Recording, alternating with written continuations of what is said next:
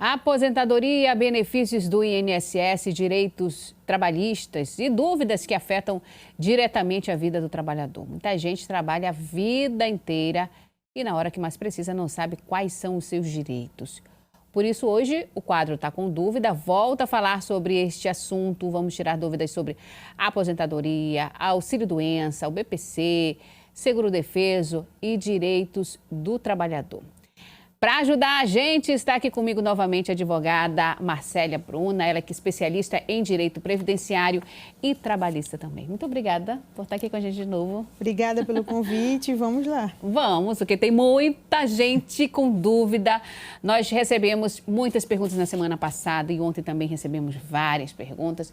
Eu vou começar aqui com as perguntas que já foram enviadas para a gente, inclusive o telespectador já está participando. Muito obrigada pela companhia, pela participação de todo mundo. Vamos começar, doutora, com a primeira pergunta aqui no telão. Boa tarde, gostaria de saber, quando uma pessoa falece e recebia mais de 10 mil reais, o beneficiário passa a receber o teto de aproximadamente 8 mil ou recebe o mesmo valor que a pessoa ganhava? Eu não sei que teto é esse, mas... Exato, Então, existe um teto da Previdência, conforme o salário mínimo aumenta-se o teto da Previdência. Hoje é em torno de R$ 8.400. Mas o beneficiário, o dependente dessa pessoa, não vai receber 10 mil, porque o teto, como você já sabe, é em torno de 8.400, subiu o salário mínimo agora. Então, tem que ver se a pessoa dependente era totalmente inválida ou se ela está apta para os atos da vida civil. Porque depois da reforma da Previdência, mudou completamente o cálculo de aposentadoria. É 60% do que a pessoa que faleceu teria direito se fosse aposentada por invalidez. É um cálculo extremamente prejudicial. Mas se o dependente for inválido, aí muda a coisa de figura e teria direito a todo o valor que essa pessoa que faleceu teria, caso tivesse viva e aposentado por invalidez. Então, já... pensa aí, se está inválido, problema grave de coluna, autismo, tá? Então, depende da condição do dependente. Isso pode revisar. Você identificou aí, mas isso não foi levado em consideração no meu caso. Pode revisar em até 10 anos. Entendi. Tá aí, então. Espero que a gente tenha conseguido ajudar o telespectador. Vamos para mais uma pergunta. A próxima pergunta é a seguinte. Boa tarde. Trabalho há 11 anos em uma empresa e já tentei fazer um acordo para receber o meu acerto.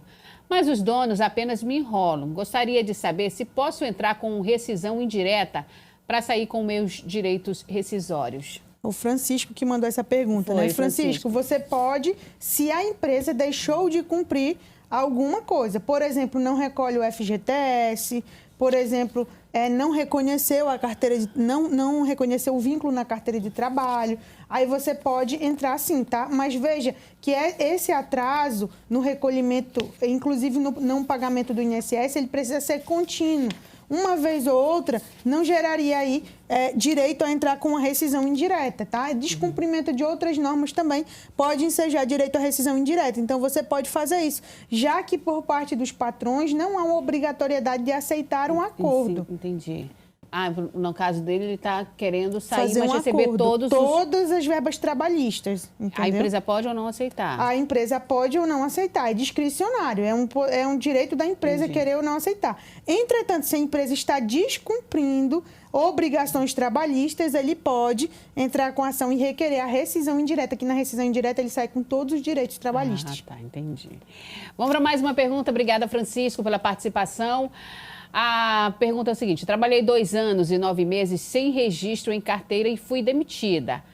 Quais são os meus direitos? Essa pergunta a gente recebeu bastante. Eu escolhi essa daí para a gente tentar ajudar o pessoal. Então, você foi demitida e não recebeu a rescisão ou você foi demitida e recebeu a rescisão? Se você recebeu a rescisão, é preciso verificar se o valor da rescisão, do cálculo da rescisão está correta. Entendi. E pleitear o reconhecimento do vínculo. Você pode fazer isso.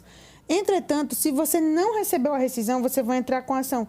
Você vai procurar um advogado trabalhista. Aqui também deixo a sugestão, porque na Justiça do Trabalho, assim como na Justiça Federal, tem o juspostulante, que nada mais é do que eu mesmo posso ir lá e requerer os meus direitos. Entretanto, muitas vezes o próprio funcionário não sabe explicar exatamente o que era, ele não sabe descrever quais eram os direitos que eram violados. Então, a importância de procurar advogados especialistas sem sombra de dúvida, é fundamental. Então, procure um advogado especialista em direito do trabalho, uma advogada, e ajuize uma ação para reconhecer esse vínculo e requerer suas verbas rescisórias. No caso, ela precisa ter todas as provas, né? Porque a empresa não vai ter um registro lá e não vai ter registro no nome dela. Pix de pagamento, recibo de pagamento, trocas de mensagem via WhatsApp, comprovando que existia um vínculo, testemunhas, muito importante também ter, tá? Então, tem outras coisas que podem ser utilizadas como prova. Maravilha. Vamos para a próxima pergunta, então. A próxima pergunta. Trabalho é do Nivaldo, lá de Porto Trombetas. Trabalho há 36 anos na empresa, tenho 55 anos de idade e exerço a função de soldador desde que fui fichado, em 1989. Gostaria de saber se já tenho a pontuação necessária para dar entrada na aposentadoria, se já alcancei os 103 pontos. São 103 pontos? Uau, Nivaldo, sim, subiu 103 pontos. Assistiu direitinho, aprendeu direitinho no programa anterior. Entretanto, Nivaldo, você é segurado especial, já atendeu o requisito há muito tempo e está deixando dinheiro no INSS. Você já tem 36 anos de soldador. Soldador é uma atividade especial. Então, você vai pegar o seu PPP e aqui vai ficar um alerta, já vou dar esse alerta aqui. Na nossa região, em razão da mineração, temos muitas pessoas que exerceram atividade especial, já estão até aposentadas. Tá? Então, se você está aposentado, está vendo o programa aí, exerceu atividade especial na mineração ou não, soldador, entre outros, tem um PPP, como é, doutora? Pode ser insalubre, pode ser periculosa, tá? Frentista, por exemplo, é uma atividade considerada periculosa, insalubre, não pode acumular os dois, tá? Então, no caso do Nivaldo, é um caso comum aqui da nossa região, que eles não sabem que são segurados especiais, e acabam trabalhando muito mais. Por quê? Por que especial? Porque ele está exposto à condição química que nós que não estamos trabalhando nessa área não estamos. Entendi. Então, entende-se que se ele trabalhar mais cedo, ele vai preservar a saúde dele, vai ter mais tempo de qualidade de vida com a família. Por isso que é uma atividade especial. Assim vale para enfermeiro, para técnico de enfermagem, para médico, para essas pessoas da área da saúde. Então, Nivaldo, a sugestão é que você já pegue e já solicite o PPP, pode continuar trabalhando, você só precisa se afastar do trabalho quando a sua aposentadoria for concedida e não pode continuar exercendo a mesma atividade. E aí é muito importante falar sobre isso, porque isso muda o cálculo de salário completamente do Nivaldo. Ah, entendi. O cálculo de salário vai ser diferenciado. E que vai impactar também na aposentadoria dele. No valor da aposentadoria dele. Porque tem muita gente que está aposentada, principalmente quem trabalhou em trombetas, na mineração, está aposentado, exerceu um período, às vezes não foi como o Nivaldo. Ah, doutora, mas eu não fiz 35 anos, não trabalhei durante 36 anos de atividade especial, mas trabalhou 10, 5, pode converter o tempo em comum e aumentar o tempo de contribuição. Então, você pode ter direito a uma aposentadoria melhor e nem sabe, está descobrindo hoje. Olha o caso do Nivaldo, ele trabalhou como soldador. Então, já pega o PPP, viu, Nivaldo, que você tem direito a uma boa aposentadoria. Olha aí, Nivaldo. Obrigada pela participação. Deve estar feliz por lá, Porto Trombetas. Vamos para mais uma? A próxima pergunta, doutora, é a seguinte. Boa tarde, minha filha tem 13 anos e recebe BPC. Posso receber o Bolsa Família? Teve uma pergunta como essa na quarta-feira passada. Então, são várias perguntas. O povo que tem algum parente que já recebe algum benefício, mas que tem um Bolsa Família também, como é que funciona? É uma grande confusão. Inclusive, era uma grande confusão para os pescadores também, que acabavam recebendo seguro-defesa e não recebiam o Bolsa Família. Acabava devolvendo o dinheiro do seguro-defesa de novo para o governo. Nesse caso, aconteceram várias mudanças no ano passado. Vocês estão acompanhando nos noticiários que o BPC está sendo alvo de muito questionamento para diminuir aí os gastos do INSS, né? Então, infelizmente, já foi considerado o BPC como renda per capita, já integra, não integrava antes, agora já integra. Então, pode ser que o benefício do Bolsa Família seja suspenso. Como é que eu vou saber? Se você atualizou o CAD único e o benefício do Bolsa Família foi suspenso. Qual a minha sugestão?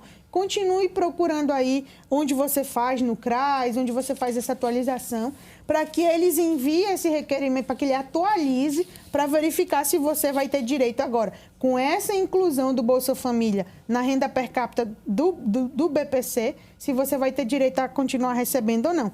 Volto a dizer, tem gente que continua recebendo os dois e tem gente que não. Isso depende também do número de pessoas que tem na família, né? Quantas pessoas tem nessa família? De repente, só são duas, ela e a filha já tem um salário, não atende o critério para o Bolsa Família. Porque o BPC tanto computou para a soma do Bolsa Família, como o Bolsa Família para o BPC. Maravilha. Mas já vou dar um aviso também para quem está recebendo Bolsa Família e requereu o BPC e foi indeferido, porque tem essa justificativa agora, já recebe Bolsa Família, não precisa de BPC. São verbas de natureza diferente. Vá para a Justiça Federal, que o critério da Justiça Federal é meio salário mínimo por pessoa da família e não 1/4 do salário mínimo, como o INSS indefere, dizendo que não tem direito do BPC, porque a renda ultrapassa 1/4 do salário mínimo. Na Justiça Federal, o critério de renda é meio salário mínimo.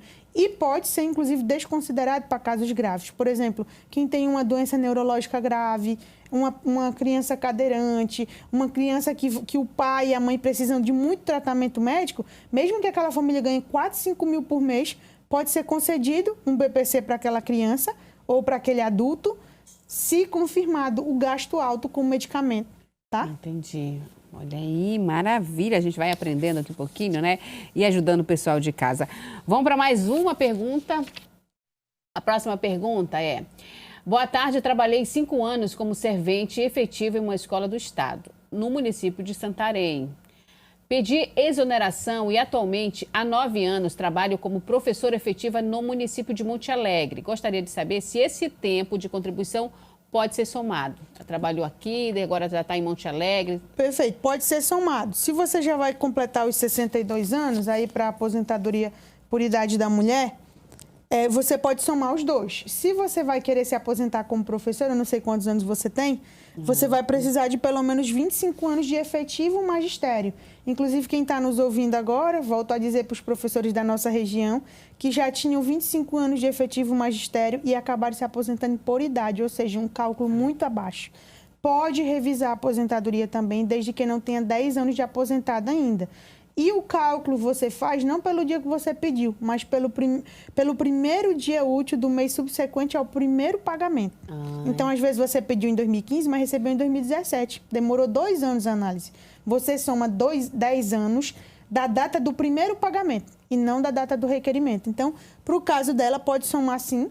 Na aposentadoria por idade, você já vai ter aí, praticamente com mais 1 ano, você vai completar os 15 anos, que é o tempo mínimo, mas a idade você pode requerer a sua aposentadoria. Agora vai ver se encaixa em seu padrão, que os professores da nossa região têm recebido, em média, R$4 mil, né? Então, faz o cálculo da aposentadoria primeiro. 4 mil pelo tempo de serviço? Não, 4 mil no efetivo exercício nos municípios. Entendi. Não na aposentadoria. Ah, tá. E aí, eu já estou sugerindo para que ela não fique, meu Deus, a minha aposentadoria baixou demais. Fazer um planejamento, verificar quanto vai ser o valor do salário, para ver se faz sentido se afastar agora ou não. De volta, hoje o quadro está com dúvida, está esclarecendo os direitos para a aposentadoria, auxílio-doença, o BPC, o seguro-defesa, o direito do trabalhador, enfim. A advogada previdenciária e trabalhista Marcélia Bruna está aqui com a gente, ajudando nesta missão. Já respondemos várias perguntas, o povo não para de mandar mensagem. Muito obrigada a todo mundo que está participando. Lembrando que a gente já respondeu muitas perguntas na semana passada, tá lá no Globoplay, é só acessar lá. E a gente já conseguiu ajudar o pessoal com algumas de hoje. Vamos continuar, doutora? Tem mais pergunta aqui no telão? Deixa eu mostrar para vocês de casa. O Aderlan que mandou, lá do Eixo Forte, do Irurama. Obrigada, Aderlan. Quem tem artrose e artrite pode receber auxílio-doença? Minha esposa sofre muito com essa doença, que dizem não ter cura. Eu não sei se tem cura, se não tem, mas como é que funciona? Então, dá sim para receber, desde que ela seja segurada. A agricultora, a pescadora, o recolhe, ou ela é funcionária pública, precisa de um laudo médico, é preciso exames também. Eu sempre sugiro também que os médicos sejam especialistas, mas se não for, pode ser um laudo que não seja de um especialista, de um clínico geral. E, gente, não existe essa do laudo só valer público, tá? Tem gente que acredita que só pode requerer o benefício se o laudo for de um médico do setor público. Não existe isso. Pode ser particular, isso é um mito, tá? Então vamos para a próxima. Obrigada, Derlan. Bom dia, meu nome é Ricardo. Sofri um infarto trabalhando com carteira assinada e recebi por alguns meses o benefício por incapacidade temporária. Já faz quase um ano que não recebo nada. Não estou apto a voltar ao trabalho e minha perícia está marcada para o dia 26 de junho. Tenho direito a receber o benefício até o dia da perícia? Sou motorista de ônibus. Então, se você está com benefício ativo ainda, com o nome dele, não lembro.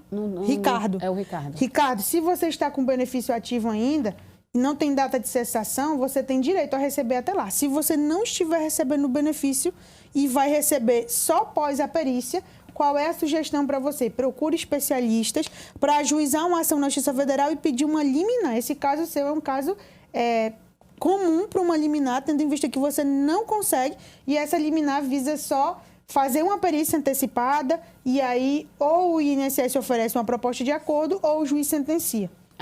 O que entendi ali, ele recebeu um período, agora não recebe mais. Pois é, então se ele não está recebendo, vá para a via judicial.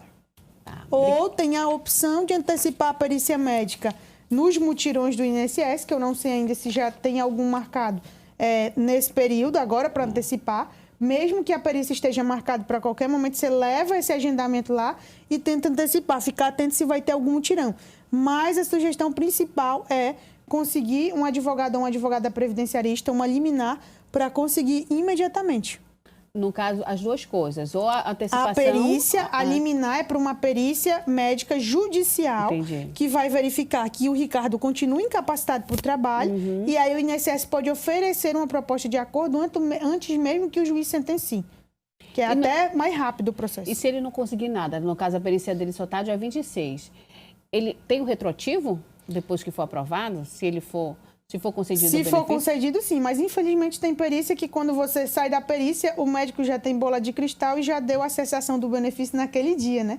Tem cada coisa que a gente vê. Infelizmente, pode ser que, quando ele chegue no dia da perícia, ele já diga que ele já estava apto em meses anteriores. E aí, o retroativo seria só nos meses em que o médico constatou a incapacidade. Tá. Vamos para a próxima. Obrigada, Ricardo. A próxima pergunta, sou Cleia, trabalho como pedagoga na rede municipal, exerci várias funções. Tenho 22 anos no município e 63 anos de idade. Já posso me aposentar pelo menos com um salário e meio? Cleia, não existem respostas certas para cálculo de benefícios. Sempre que alguém lhe der uma resposta certa só de ouvir, desconfie. Tem que calcular. É preciso fazer um planejamento, calcular ali para ver qual é a média do salário da Cleia. E ela, então, definir, quero.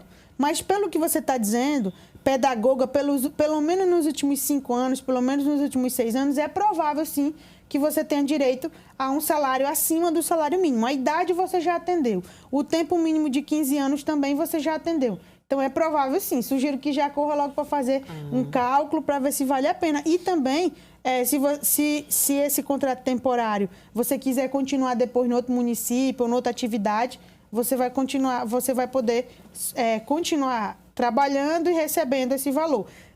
Mas, se você usou esse tempo da prefeitura, do serviço público, a regra geral é que você seja exonerado do cargo após a aposentadoria e você exerce a atividade em outro lugar. Tá. Se você quiser, claro. O que eu percebo é que a maioria das perguntas que a gente recebeu é que as pessoas elas ficam em dúvida, estou trabalhando, eu já alcancei o meu tempo para aposentar, mas o que é melhor, eu continuar trabalhando ou eu me aposentar? É por conta do salário? É por conta do salário e é por conta do que foi muito veiculado na mídia sobre a reforma da Previdência. Então, o governo intencionalmente colocou na cabeça das pessoas que é melhor continuar trabalhando. E a gente sabe que saúde mental, se a gente parar de uma vez, tem gente que depois que aposenta não fica bem da saúde mental, mas pode exercer outra atividade também. Então, é preciso que as pessoas que estão em casa compreendam que nós estamos vivendo outro momento da Previdência. Fala-se muito que aumentou muito os requerimentos, mas o tempo é outro. As pessoas têm mais acesso à informação, têm acesso à informação nas redes sociais, na rádio, na televisão. Isso faz com que elas busquem o seu direito, mas isso por si só não quer dizer que isso vai quebrar a Previdência. Então, foi colocado no imaginário do brasileiro de que ele deve trabalhar cada vez mais para ter o valor da aposentadoria melhor. Só que, na hora que você vai fazer uma análise, às vezes é R$100 a mais. Às vezes, para outro compensa, vai aumentar R$500 da sua aposentadoria. Outro vai aumentar 150, outro não vai aumentar nada. Então, é muito importante calcular antes de fazer o requerimento. Ah, entendi. Vamos para a próxima pergunta. Quem mais está por aqui é a Helenilde. Quando o trabalhador passa um tempo desempregado, depois volta a trabalhar, como é feito o cálculo da aposentadoria? Contam apenas os meses em que houve recolhimento ou a partir da data em que a carteira foi assinada? Como fica o tempo em que não houve contribuição ao INSS? Helenilde, a Helenilde que mandou a pergunta. Então, Helenilde, o tempo em que você não exerceu atividade nenhuma remunerada, não houve recolhimento, não é computado, obviamente. Mas se você trabalhou de carteira assinada e a empresa não recolheu para o INSS, a carteira assinada com contra-cheque, o comprovante de pagamento, ele é prova de que você exerceu essa atividade e pode ser reconhecido na via administrativa, mas dificilmente mas pode ser reconhecido na justiça também. Então, tem gente que está faltando 2, 3 anos, mas tem um vínculo na carteira que a empresa não pagou o INSS, mas que ela pode ir para a justiça e reconhecer esse vínculo, completar o tempo de trabalho. Tá? Então, se ela não trabalhou de jeito nenhum, não exerceu nenhuma atividade remunerada, não verteu contribuições para o INSS, não vai computar esse tempo em que ela não verteu, só o tempo em que ela contribuiu. Mas se você foi rural, pode juntar o tempo urbano com rural e pleitear uma aposentadoria híbrida, que é o tempo rural com o urbano. Muito bem. Obrigada, Helenilde. Vamos para mais uma pergunta? Mais uma pergunta aqui é do Rodrigo. Trabalho com carteira assinada, tive uma falta em um feriado.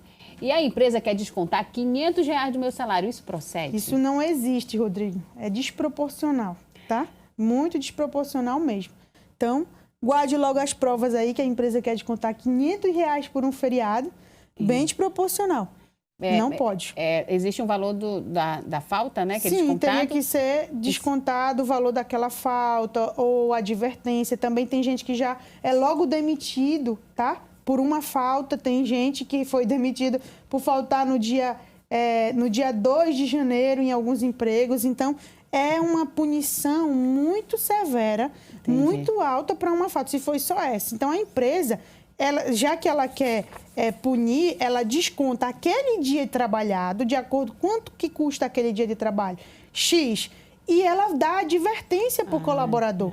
Então, somando as advertências, se o colaborador considerar que aquela advertência é injusta, ele pode não assinar também. Obrigada, Rodrigo, pela participação. Quem mais por aqui?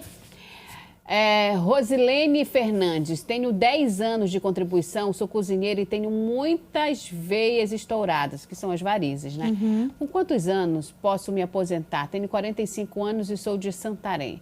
Não sei se isso tem a ver com algum tipo de benefício para ela. Rosilene, pode ser um auxílio-doença, tá? Pode ser um auxílio-doença, pode ser uma aposentadoria por invalidez, tendo em vista que você faz um esforço muito grande nas pernas, muitas varizes. Você, como cozinheira, não tem como uma cozinheira trabalhar sentada, a não ser que faça uma cadeira motorizada para ela andar na cozinha. Então, você vai precisar usar muito as pernas. A minha sugestão é que você procure um médico especialista, e verifique, faça exames, e se o médico constatar que você está incapacitada para o trabalho, definitivamente que você solicite um benefício por incapacidade. Muito bem. Eu não sei se eu tenho tempo para mais uma. Só mais uma, rapidinho. Deixa eu só mostrar aqui, porque essa pergunta aqui eu acho que é uma pergunta que a gente recebeu muito, E eu escolhi essa daqui, sobre o seguro-defeso do pescador. Com a nova lei, baixei a carteira de trabalho digital e vi que consta um vínculo aberto do meu último emprego com carteira assinada em 2011. Já recebi 3 seguros-defeso e isso nunca causou problema. Posso deixar de receber o seguro em 2025? Por esse motivo, o que devo fazer? Maria Lúcia, né? Maria Lúcia, tá tudo muito incerto com a nova mudança, né? Que mudou do INSS para o Ministério do Trabalho, a competência. Então, provavelmente não, porque se não deu problema nos anteriores, nos últimos, também não pode dar problema nesse. O que está sendo o grande questionamento é a entrevista do pescador. Né? Já está saindo o resultado e muitos estão sendo negados com a sugestão da pessoa do Ministério da Pesca, do Ministério do Trabalho, que foi contratado para fazer a entrevista, de que aquela pessoa não seria pescadora. Então, se não deu problema nos anteriores, provavelmente não vai dar nesse. Por quê? Lá no vínculo em aberto de 2011, deve ter a data provável da última remuneração. Então, se tem a data provável da última remuneração, não vai dar problema, possivelmente. Mas a entrevista é um grande desafio para o pescador. Muito bem. Bom, minha gente, foi a dona Maria Lúcia que participou com a gente lá de Monte Alegre. Muito obrigada a todo mundo que participou, mandou mensagem. Não conseguimos ajudar todo mundo, mas algumas perguntas são muito parecidas aqui. Daqui a pouquinho a entrevista completa vai estar lá no Globoplay. Você que começou a assistir a gente a partir de agora, acesse lá, porque sua pergunta deve ter sido respondida, tá bom? Obrigada a todo mundo que participou. Muito obrigada, doutora, por estar aqui com a gente, esclarecendo essas dúvidas. Prometo, pessoal de casa, que a gente volta mais para frente com esse assunto aqui que interessa a todo mundo, a todos nós, trabalhadores. Muito obrigada. Boa tarde. Boa tarde.